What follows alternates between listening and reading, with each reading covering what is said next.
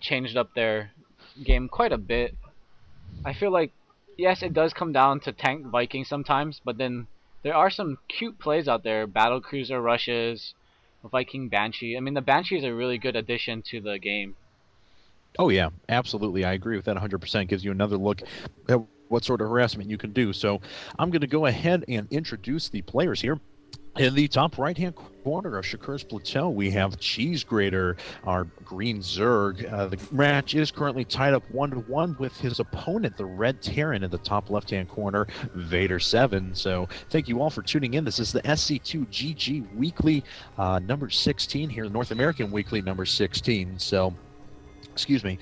So thank you all for tuning in. This is the finals, best of 3. This is the third game, and now, like I promised, I will briefly introduce the map here during the first couple boring minutes of the game. This is Shakura's Plateau. It was chosen by CheeseGrater. He did lose the last match. Now, Shakura's Plateau is a 2v2 map. Now, you can never spawn vertically of each other. You can only spawn diagonally or horizontally, as we see in this position. Horizontally, you are guarded by 2 sets of destructible rocks, but take those down, you have a quite short walk distance between each other. Now, expansions are pretty easy to take here. As you can see, it's your natural expansion. You only have one real ramp to get up. In effect, that ramp is about the same size as the one on Scrap Station, so a lot of players will actually opt to do nothing but wall off that one ramp.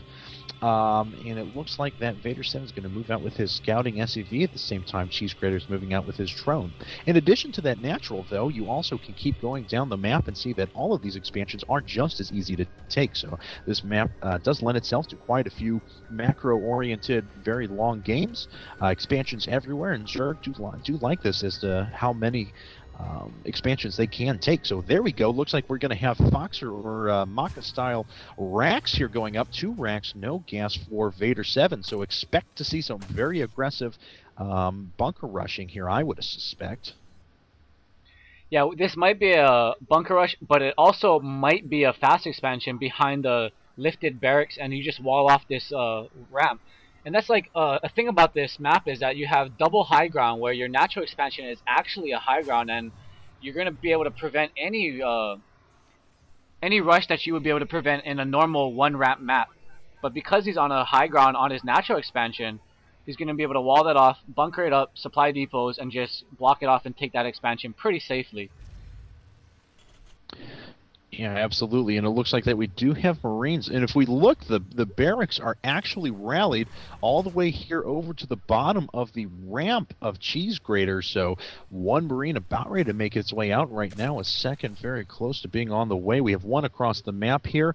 And it looks like that one SCV is hiding behind the bushes down to the right. So expect to see a couple of SCVs pulled along with these Marines. Indeed, these drones are making their way back, spotting to see how many things are coming out right here. And look at that. That's actually all but 3 of the SCVs right now moving out for VaderSeven. So here we go. A big all-in strategy right now. If this doesn't work, this will probably set him back economically way too much. One SCV is in the base.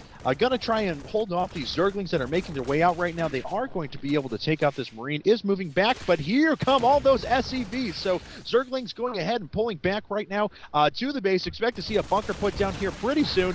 Zerglings trying to do what damage they can. The spine crawler is being targeted right now. Is actually going to have a ton of damage done to it. More drones being pulled here by CheeseGrater, getting a great surround on all of those Marines.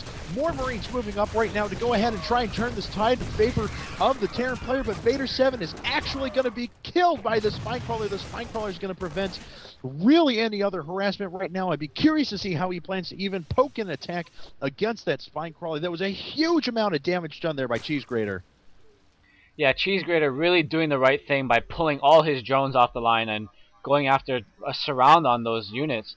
I mean, really not the best all in there by the Terran player, because he decided to leave some SCVs back, and he didn't really have the maximum amount of Marines you can have in the beginning of the game, as he did go for an orbital command instead of a third barrack. So this is not looking good for VaderSeven. He might have to all in again, as he is pretty far behind economically. As let's look at the income tab showing that 16 harvesters for the Zerg player, only 5 and a mule for the Terran player.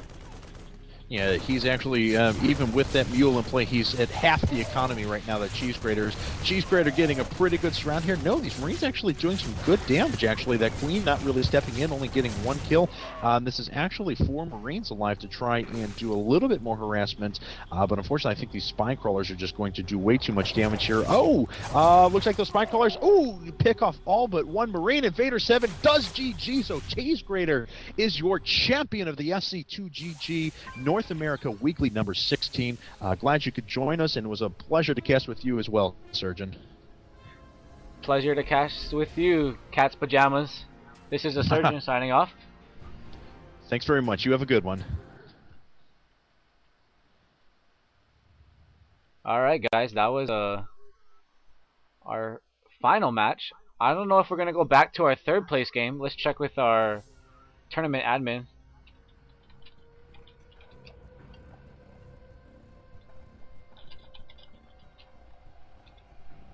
Okay, looks like we are going to be going on to a 3rd place